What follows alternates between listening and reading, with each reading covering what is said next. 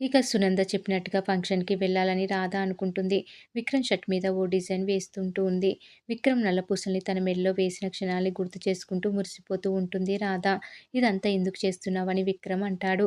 "అత్తయ్య గారి తృప్తి కోసమని" అబద్ధం చెప్తుంది రాధ. ఇంకోవైపు సీనయ్య ఏమో రాధ ఫోటో పట్టుకొని కన్నీళ్లు పెట్టుకుంటూ ఉంటాడు.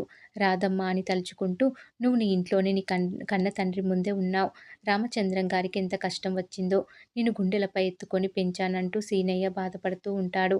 ఇక ఇంతలోనే పరశురాం అనే రౌడీగాడు వచ్చి ఆ ఫోటోను లాక్కొని రాధ గురించి తప్పు తప్పుగా మాట్లాడతాడు. దీంతో ఇద్దరి మధ్య గొడవ జరుగుతుంది. సీనయ్యని ఆ రౌడీగాడు కొడతాడు. మరోవైపు జైలరు నుంచి రాధకు ఫోన్ వస్తుంది. ఆ ఫోన్ని విక్రమ్ లిఫ్ట్ చేస్తాడు. రాధకి విషయం చెప్పకుండా వెళ్ళిపోవాలని విక్రమ్ అనుకుంటాడు. కానీ రాధ మాత్రం "ఓ చీర సెలెక్ట్ చేసి వెళ్ళు. అది కట్టుకొని రెడీగా ఉంటాను. త్వరగా రా. అత్తయ్య చెప్పినట్టుగా ఫంక్షన్‌కి వెళ్దామని" రాధ అంటుంది విక్రమ్‌తో. అసలు నిజం తెలిస్తే ఏమైపోతుందో, తండ్రి గురించి ఎంతగా బాధపడుతుందో అని రాధ గురించి అనుకుంటూ విక్రమ్ బయటికి వస్తుంటాడు. అప్పటికే హాల్‌లో ప్రియ ఓ రచ్చ షురూ చేస్తుంది.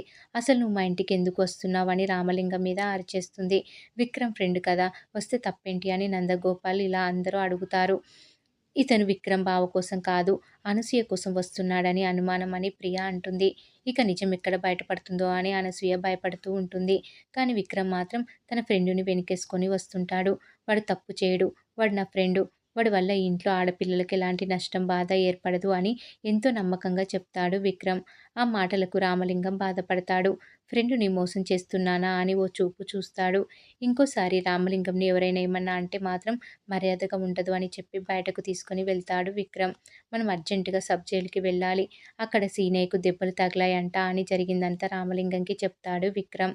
"మరి రాధకి చెప్పురా" అని అనంటే, "వద్దురా, బాధపడుతుంది" అని ఇద్దరు వెళ్ళిపోతారు. ఇదంతా ప్రియ వింటుంది. ఈ టాపిక్‌ను నాకు అనుకూలంగా వాడుకుంటానని ప్రియ అనుకుంటుంది.